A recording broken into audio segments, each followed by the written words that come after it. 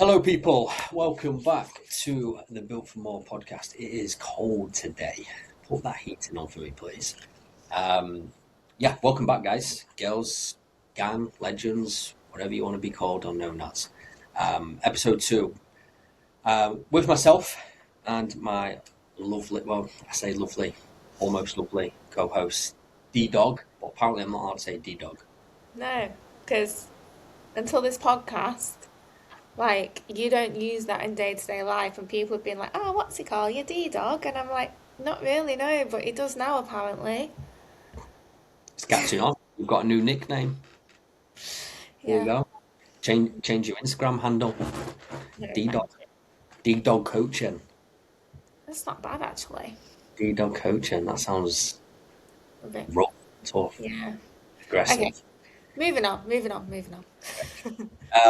So episode 2, before we move into it, a big thank you, should I say, for those that have listened, watched the first podcast, or if you've watched it, obviously.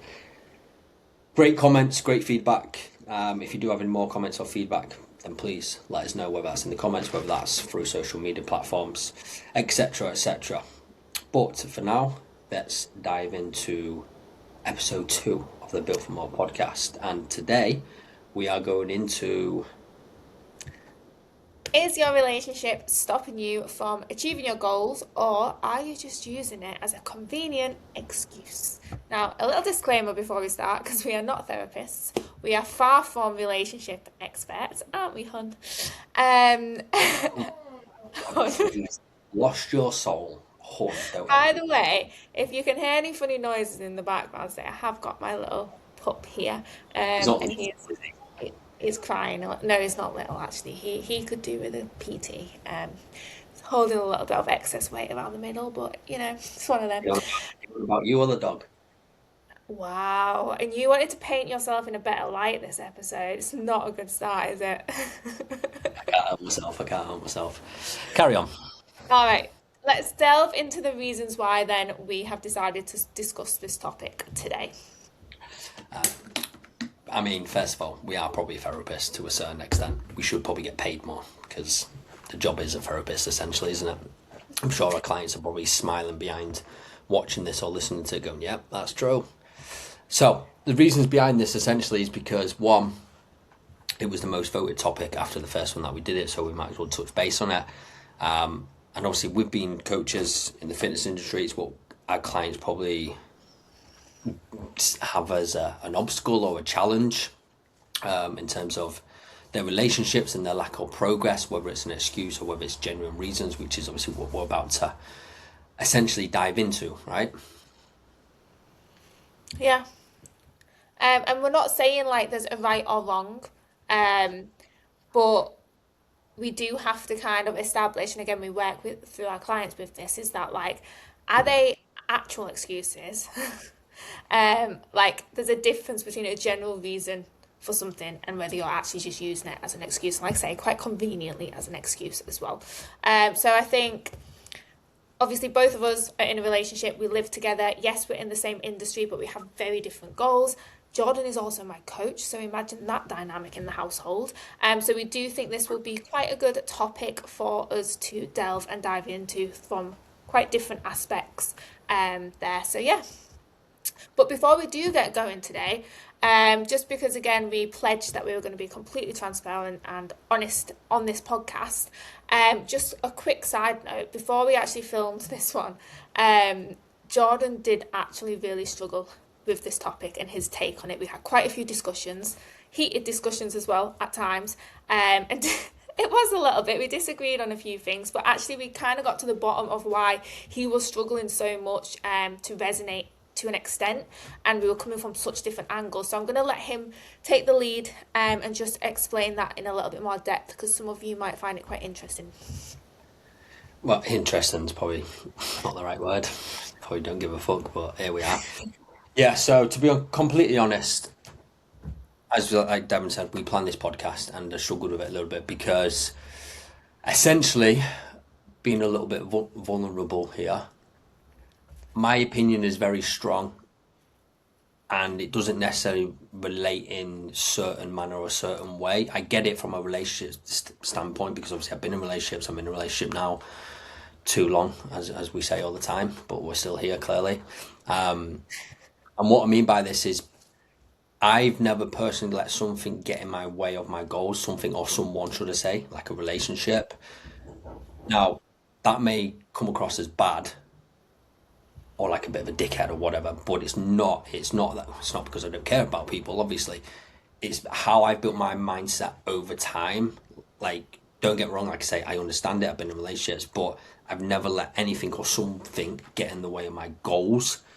So it was a bit of a task, to obviously essentially do this at first, but obviously we are here and obviously we can do it, because like I say, it is relatable in some ways, but sometimes I did struggle with that. But on the flip side, same goes the other way, as Devon will explain. Like, I'm also the same the other way, right? In the sense Yeah. of, yeah, Like, it's not like Jordan has this one rule for him where it's all guns blazing towards his goal and I'm just expected to fall in line. Like, he is very encouraging.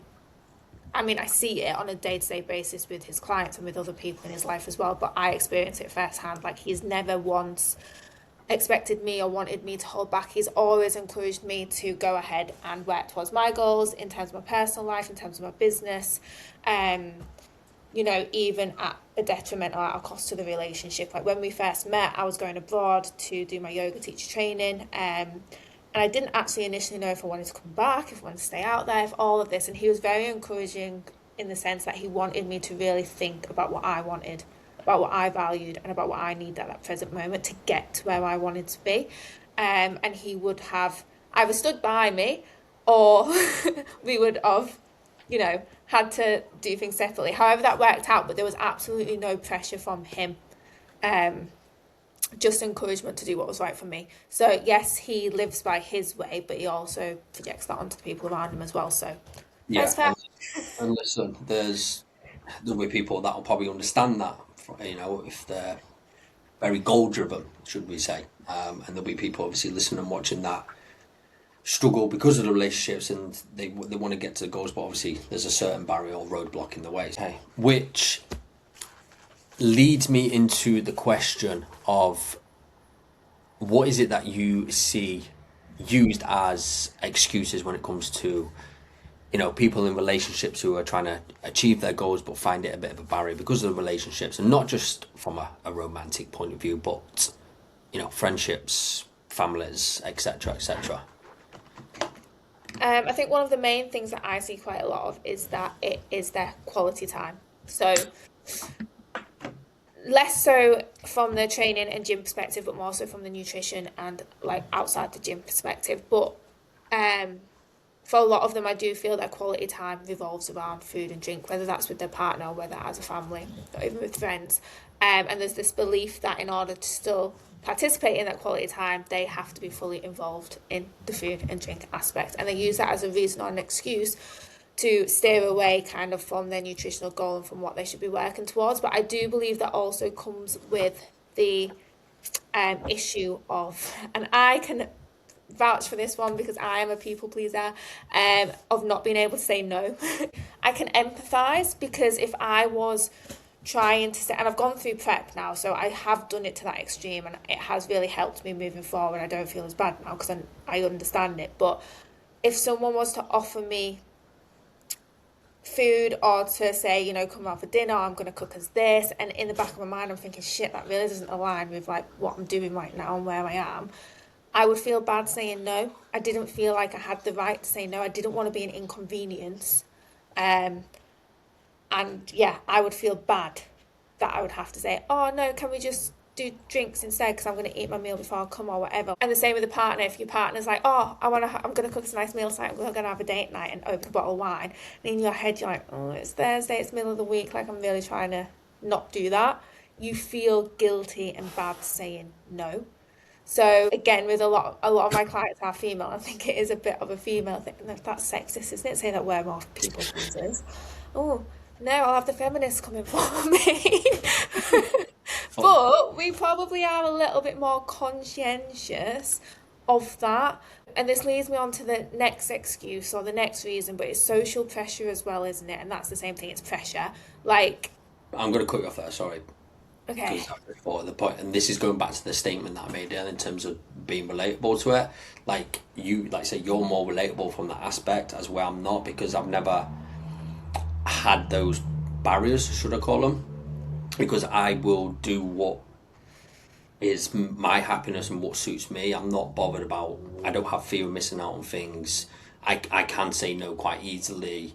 I don't have the social pressure. Like I make it quite clear of what I'm doing with my goals and so forth. Go on. What was I going to say? but that's what I mean. Like when people struggle to say no, like you just said FOMO then, which is a massive fear of missing out, that's coming from your own issues and insecurities. So you can deal with that, right? Like that's a separate issue that you can deal with on your own. Like you can think, I need to get better at understanding that and realizing that, you know, certain sacrifices and certain things are going to have to be made in order to achieve my goal. But I think sometimes when it's coming from social pressure and it's outside pressure, that's out of your control. You could And what? argue that you shouldn't let it pressurize you, but I do think one's coming from what's it called when it's coming from the outside and one's on the inside. One's internal and one's external. I think the internal ones you have more control over because they're yours, but external, and most people when they blame their partners or blame their environment, they're claiming that it's an external pressure. Yeah, and what I was going to say before you just finished there was saying no just get massively easier. By the way, right? Because going back to my first prep, which is going through my head right now, of your parents invite you out for family meals, your partners, girlfriends, boyfriends, whatever. The more you say no because they start to understand your goals, the less they ask because they understand it a little bit more. So I think it is difficult at first, and not everybody obviously listens to this or watching this is going to do a prep, obviously for bodybuilding or whatever to that extreme. But as a general hindsight, obviously saying no just it does become easier. It It, does. I feel like it's all going to come back to this as well, but it is coming back to how important your goals are to you and self accountability. Like, I will go back to, I've got hundreds of examples that I could give, and I don't want to call out any clients in particular. It's my job to help coach them through this. So they're not wrong in saying any of these things or making any of these excuses, but I've had recently after Christmas, like the first 2 weeks after Christmas, the client said to me that her nutrition's been so off for the first 2 weeks of January, even though we were checking in, we had goals that we were working towards. And her reason was that her partner, her boyfriend, doesn't like throwing away food. And she's had no choice but to eat all the leftover Christmas food that was in. It's like, you do have that choice. Yeah. Like, he didn't force feed that he didn't shove that food down your throat. I understand you don't want to waste food, and I get it from that point of view, but there was still a choice and that could have been managed better. The same with the excuse of, oh, I had a really tough day, I got in the bath, my husband was really sweet, he bought me like a glass of wine into the bath, and it's, again, you have the right to say, I appreciate that gesture, but I don't want that right now. Like, you can't say you then drank half a bottle of wine because you didn't have a choice, because you do have a choice. Yeah, and I'm just thinking of a few clients as well. One of them, been in a relationship for a long time, and they've got their goals now that they would like to achieve from a physical transformation point of view. But they're like, well, I only want to kind of do it Monday to Friday because the weekends I just want to be able to do pretty much nothing and just chill out because they're scared of changing those habits to their partner, what the routine's been for so long. Yeah. Well, this leads us on to the next kind of question, then, doesn't it? Because we've just covered like the excuses that we see, but the reasons why and the reasons behind them excuses. I think obviously they dig a little bit deeper than just the surface level excuses. I know we've talked about poor boundaries and saying no and setting them boundaries is one of them issues. But what you were just going on there is like, I suppose he was worried about the impact it would have on the relationship if they couldn't just spend the weekends together chilling, going out for nice meals. He'd worried that he wasn't giving his partner what she wants when they spend the weekends together, their quality time together. Yeah, I think also something else that just popped into my head is I've also noticed and witnessed, you know, relationships as the communication side of it, which we'll probably dive into as well during this podcast, but they also then don't tell them that they're going down this journey, whatever it is that they're doing in terms of their goals. So already they're saying, I can't do this because they want to do this and they don't want to do this with the partners and don't want to change anything. But the reality is, you've not told them that you're doing that, so you haven't given them the chance to understand it. It's easier from a psychological standpoint. It's easier to shift the blame than take the ownership. That they struggle with consistency as well, which is one of the things that we was going to go into as well. Well, I think like that leads on to like, to me, that's another way of potentially disguising like self-sabotage. Like they're already like, we see it a lot with clients. We see it with ourselves. We're all guilty of it. We all sabotage at times, and it's really easy cop out or to use your partner as a scapegoat. If you're already feeling like you've got that fear of failure, you're stuck in this cycle. It's your narrative that you constantly feel yourself that you can't stick to your diet, you can't stick to your gym routine. As soon as your partner's like, oh, skip the gym this weekend, let's go do this, it's easier to say. I know them sentences have never come out of our mouth, but it's easy to say, you know, in the back of your mind, you're like, yeah, fuck it, let's do that. But then it's easy to then spin the narrative to yourself and to your coach when you're doing your check-in that it wasn't your fault, it was your partner's fault because they suggested that. Stop being a little bitch and get on with it. Like you're self-sabotaging, but you're pinning it on them. You're using them as the scapegoat. And I think that's, well, we can see straight through it. Yeah, and it simply comes down to different values, expectations, and it is difficult, of course. You know, and we'll probably dive into as we go through this as well of, you know, like we say, we're in a relationship, we've got our own goals, we're trying to be driven to them, and there's certain things that we probably do, whether that's natural, and some of them are generally where we have to sit down and understand it, that we do have these goals, and you know, for that to work inside the relationship, obviously, we have to communicate that. Okay, so pressing on to that subject a little bit then, do you think it is easier for couples who are alike, like ourselves? I know you hate it when I say we're similar, but we are. I'm one of a kind, baby, one of a kind. Do you think it is easier for people in our position? It's the same as last episode, isn't it? It's not a yes or no answer, because we hear it all the time, don't we? We have been judged, I guess, where people think it's easier for us because of what we do. We're both bodybuilders, both coaches in the same line of work, similar age, I guess, in the sense as well. But, you know, the reality of it is I do disagree with that. I agree, but I also disagree. And what I mean by that is I agree because, yes, I think it is easier to some extent because we're aligned with where we want to go with our goals, and it's the same. So, you know, if you've got a couple relationship, whatever, one of them's got goals, one hasn't, that does probably become difficult in its own ways. But on the other hand, I also disagree because, again, this is opening another can of worms here, because we don't get to do so-called normal things. I think what's socially acceptable and socially expected in a relationship, sometimes we skip them.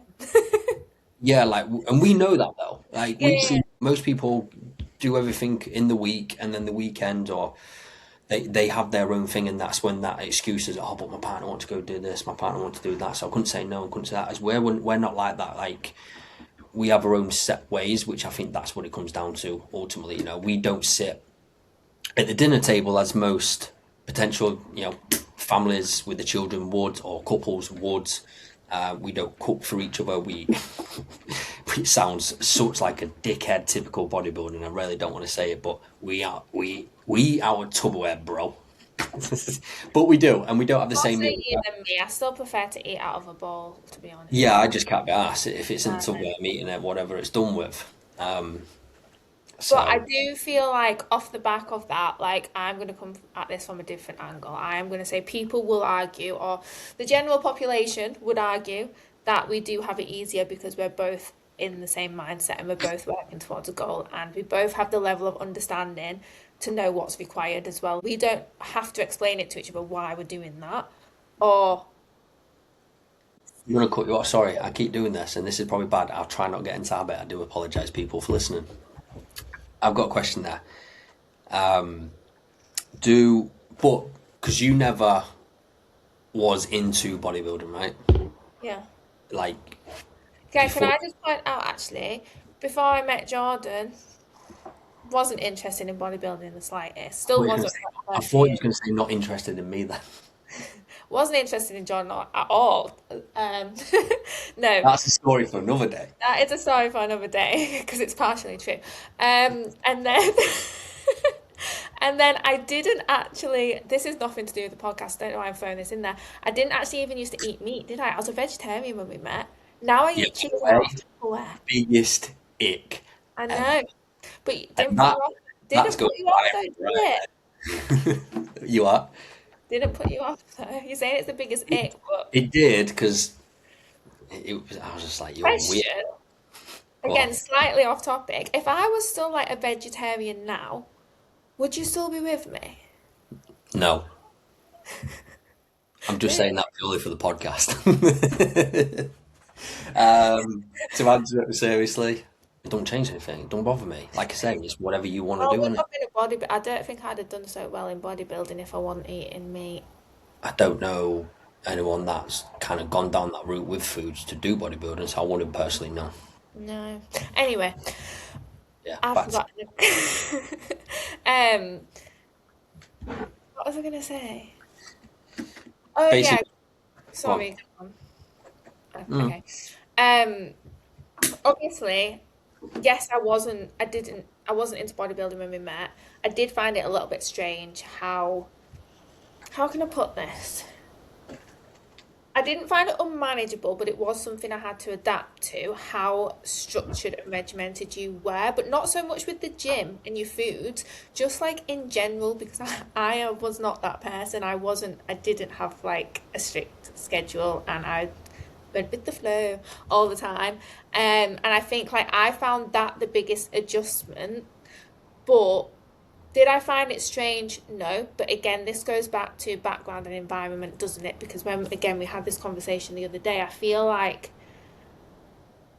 as much as I wasn't into bodybuilding, I wasn't into my training as much as you, I wasn't into my nutrition as much as you, I understand what it's like to be really into your goal. I spent from the ages of 11 to 18 at ballet school and I sacrificed a lot. I couldn't go to parties. I did have to eat a certain diet, whether I was aware of it or not, like it was to fuel performance. And my training, I used to train for 28 hours a week on top of school. Like I had to sacrifice and give up a lot, and I had to expect my friends and my family to fall in line with that to an extent because I'd chosen to go after that dream and that goal. So I do have I think I will adapt to someone very quickly if I can see that the reason behind they're doing something and I'm very accepting of it. I didn't question it. As soon as we got together, like you explained what you were doing and why you're doing it, and I'd never questioned that or I'd ever make you feel bad about that. I don't think I ever made you feel bad about that.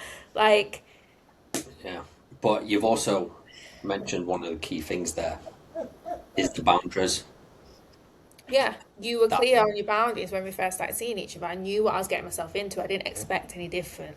they was my values, they was my boundaries.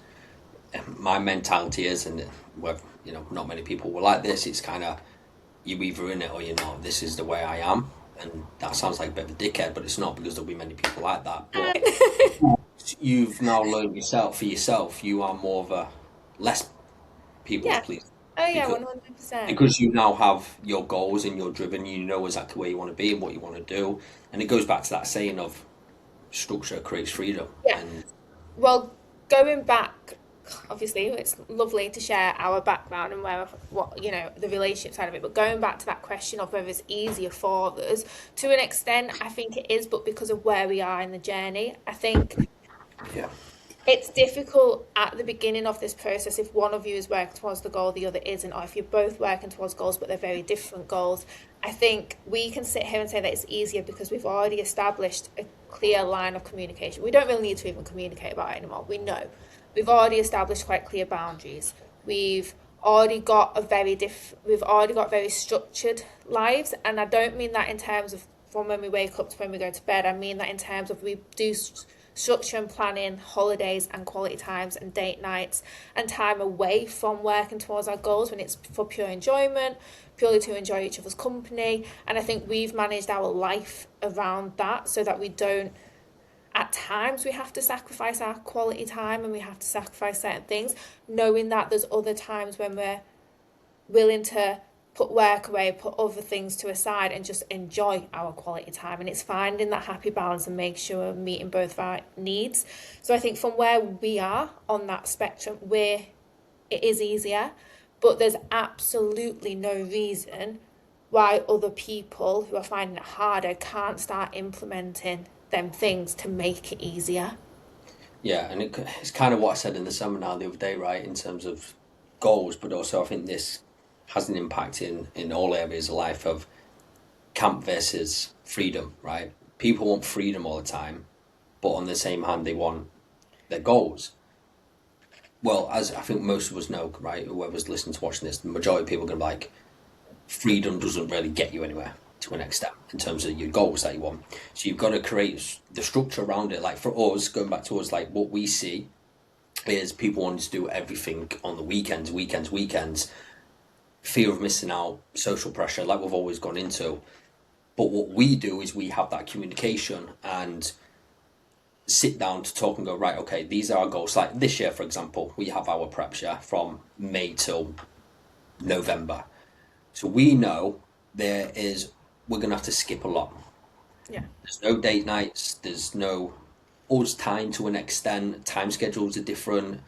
You know, we're not going to be doing certain things on the weekends, etc. And that includes our friends to a certain extent and our families as well. Yeah. And again, it's where the communication comes in. But we know at the end of that, we're going to go on holiday. That's going to be our time. And I think, again, go on. And when we do get that time, like I can't stress enough that, because I've been, again, probably can relate a little bit more. I've been in the situations and in the relationships where there's none of that structure. And even though I've had little goals, it's like I couldn't fully enjoy the time away from it because the time that I was meant to be in it, I wasn't 100% in it either. So there's always that, do you know, I don't know how to explain it. Like, when I now do go away on holiday with you, or we have a weekend off, or we have a date night, I am so just present and in it for enjoyment and making the most out of it. I'm not conscious. I'm not thinking, oh, I'm going to order that because I need to get a little bit more protein in, make sure there's protein in there. Because I know last week I also ate out and I'm a bit, do you know what I mean? Like I don't have to think like that because I know I've just spent 2-3 months committing to my goal pretty much every single bloody day. That when we then go on that holiday, it's literally at the back of my mind and I'm fully present in that experience. And Yeah, I much prefer that than being half in, half out all year round. yeah, it comes in more. It's a lot more enjoyable. Like say, how many people, again, our clients, oh, I need to stop doing this on the weekends. I'm not going to get to my goals, blah blah. As where it's not just the goal side, the point of the side of it. Sorry, it's how it makes you feel as well. Like say, it's a lot more enjoyable. Like when we went to Dubai, Jesus Christ, last year. After all your shows, you know, you missed your 30th. We had to miss a lot of things out, but when we did get to that holiday, it was so much more nicer. And I'm going to go into a little bit more detail. Probably for the listeners, right? It was the first time that we probably didn't have an argument on holiday. Did we not argue? Yeah, exactly. And So, neither of us did any work, did we? Like, that's the first time. Oh no, I think you might have done a check-in, potentially, I can't remember. But one morning you took your laptop downstairs, didn't you? But like other than that, we had, and it was literally like 10-15 minutes. It wasn't a lot of work. I think we really put our phones down. We really thoroughly enjoyed it. And this is a bit soppy. That has been my favourite holiday to date. Like, not just because we were in Dubai, but because we'd both, I think we felt like we deserved it as well. And I know that you shouldn't have to earn your time off but you do, like, it's so much more satisfying when you feel like you've earned this freedom and flexibility that's the because same. you've got the graft in. When you put in the time, the effort, and the work, and it pays off, it's rewarding. It's the same for that. Okay, moving back to the topic. I think, I mean, I know it's all relatable and it all ties in, but so when do you think it does? Because we've talked about how it's not really a problem for us, but that's not for the majority of people. So when does it actually become a problem in a relationship when, you are working towards these goals, you're blaming your partner for everything? Like, Um, when do you think it becomes a problem? Like, what starts happening for it to cause friction? Good question. Again, I'm going to be honest. I don't think that's more relatable for me. It might be for you because you might have been through it in a different relationship. But if I'm thinking on top of my head in terms of what I help clients with and go through things like that, I guess it becomes more of a problem if it comes out of disrespect, jealousy from their Let's see. partners or friends or family point of view. And I'm gonna say that's probably the worst one as well when it's insecurity and jealousy, because you don't need that from your partner. no. And sometimes they might not necessarily mean it, but sometimes how it comes across, like say, if they ain't got goals or goal driven, it can become across as jealousy, not respecting the person's values and expectations. Yeah, and I think like mocking them as well. Like I've had conversations with clients where, and it's not even just their boy, I'm not even saying necessarily their boyfriends or girlfriends, but even like friends or family member, like when they do decide to have, or they're getting invited round for a family thing and they're like, oh, let's order takeaway tonight. And they're kind of like, I'm going to eat before I come. I don't really fancy the takeaway. And they like, because of your diet. Do you know what I mean? Like, it's mockery. And it's not needed from the people that are closest to you that are supposed to be supporting you.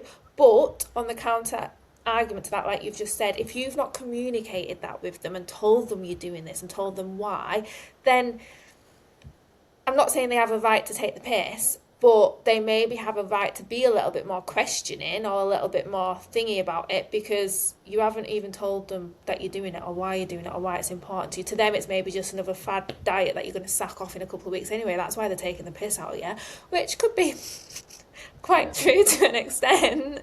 If they've seen this cycle over and over again and you never stick to anything, then Yeah, and we're not. By the way, if you are going through these struggles in the relationship and towards your goals, listen, we're not saying get rid of your partner unless you actually want to. That's up to you. But bye. what? Bye. Yeah, we're not saying that. Oh, what we're trying to say is obviously it comes down to a few factors, and I think that leads into kind of coming to the end of this podcast in terms of, I guess, our advice at the end of this in terms of what we find helps us, what we know helps clients, because we've obviously had feedback from our clients that have gone, you know what, that actually worked, and obviously now I can be happy, I can go to my goals, but I can also have that lifestyle that in my relationship, friendships, and families, and so forth. So, what would your advice be, I guess, to be someone who's potentially probably struggling with those barriers in a relationship, but also really wants to achieve their own goals? I think the first and foremost is the communication. I know we've said that a few times now, so I don't want to be a record stuck on repeat, but I think being clear with what you kind of expect in terms of support from your partner, because support can, or the people around you, support can look like different things. So support could be getting on board with you, like they're also going to start the gym, they also want to start eating better, they're getting on board the whole process with you. That could be the support you're expecting and you want, and you need to communicate that. Or support itself can just be letting you crack on with it, not questioning what you're doing, not having an opinion really on what you're doing, and making it easier for you to do what you're doing. And I think that goes on to my final one of support, is like actually like providing them with, not necessarily getting on board with them, but actually like acts of service, like making the whole process easier. Like, again, this is a really random example, but if you've got, childcare issues or something like that, like a partner actually being like, I'm going to have the kids tonight so you can go to the gym straight after work. Like, there's other ways of supporting, but you have to communicate that with your partner. But Yeah, then, we know loads of people, obviously clients and whatever, that have little legs, kids, and things like that, and they say they make it work in terms of, again, because it comes down to communication, structure, and planning. and then, and I know we can't we're not in that position. We don't have children, and I know your days look very different, and the hours you have spare for yourself look very different. So we don't want to give really unsolicited advice on that because that's not our area. But that was just an example that it does come down to communication to support one another, but then not just communication of how you're supporting, but also I think the why behind you doing what you're doing is important. Because if you're explaining to your partner the bigger picture and why you are working towards this goal, and if they just think, like I say, it's so easy for friends and family to think, oh, she just wants to lose a little bit of weight, she's on this stupid diet again. Like, if it's impacting your life more than you just wanting to lose a little bit of weight, and it's actually affecting your mental health, it's affecting your confidence in work, it's affecting your relationship because you're not being as intimate or whatever because you don't feel good about yourself, like it's affecting your energy levels, I think they need to know why so that they can support you better if it's more important to you than that. Yeah, I agree. I think, like I say, the biggest one, yeah, I think we've pretty much come through it. Clear communication, you know. I'm saying this as a grown ass man, by the way, because men, we don't like to talk. But I'm telling you, men, okay, sit down, talk, you know, and make sure you're both on the same somewhat wavelength of your goals, especially if your partner's not necessarily got their own goals to a certain extent. I feel like, say, it comes easier if you both got your own goals. Plan together. Most people plan finances and your holidays and your appointments. It's no different to that. Yeah. Plan your goals and go, right, this is the plan of action. And I think planning together and reassurance as well that yes, there are sacrifices needed to be made in order to achieve certain physical goals, right? We know that. But quality time, and we haven't actually really touched on this that much, but quality time doesn't have to be one of them. Like I say, yes, we've gone through preps, and yes, we do miss out on meals together and date nights, but we've still managed to have date nights in different ways. We've gone to see in prep, you went to see a comedian. You know, I couldn't eat. You went in prep, you could have pizza, whatever, but you didn't actually. Not that I did, by the way. But like, I had a meal in the car on the way there. We drove to Sheffield, wherever, saw the community. We did that. We've got that planned again, actually, for the start of prep this year. We like to go see comedians, apparently.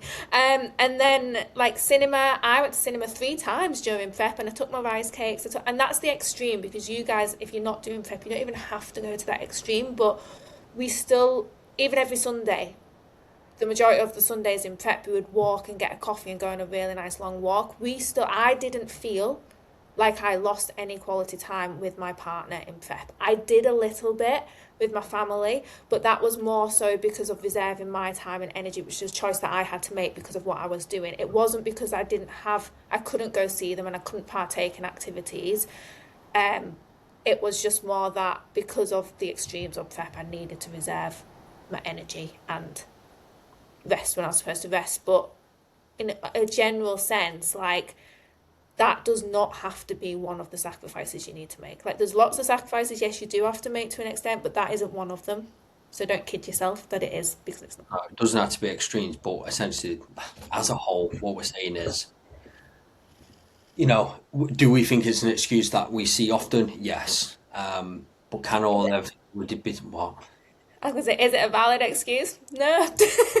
No, it's not, because it can be worked around, and what needs to be worked around is what you'll know in that relationship, friendships, families, and whatever dives into that. So, you know, that's our opinions on it. There's no Yeah. right or wrong in terms of what you're doing, but I do believe, because like I say, we've seen loads of people in tough situations, so we say, and still made it work. So it is Yeah. possible. And I think just to close this off as well, like, I gave a client feedback the other day, and my advice to her on a similar situation was like to stand your ground as well, because you don't have to blame that other person as being the bad influence, like, and they're negatively influencing you over and over again. Stand your ground and start to become a good influence for them, just like Jordan. I'm going to take this back to us. He stood his ground and set his boundaries quite clear at the beginning. It has been a massive positive influence on me. And I think you don't have to, like, flip the narrative, flip the script. They don't have to be the bad person and become a bad influence. You stand your ground, you be the better person, and you bring a positive impact into their life and their health and fitness and their goals. Yeah. Well, That there you was go. a strong message to end on from me. Go. Yeah, and I think I was going to try and match it, but I don't know if I can. Don't bother, hun. Relate. You have the last decision. You have a say, and it comes down to the values as we've just mentioned throughout this. Okay. Cool. Thank you for listening. Thank you for watching. See you in episode 3, people. Peace out. Yes.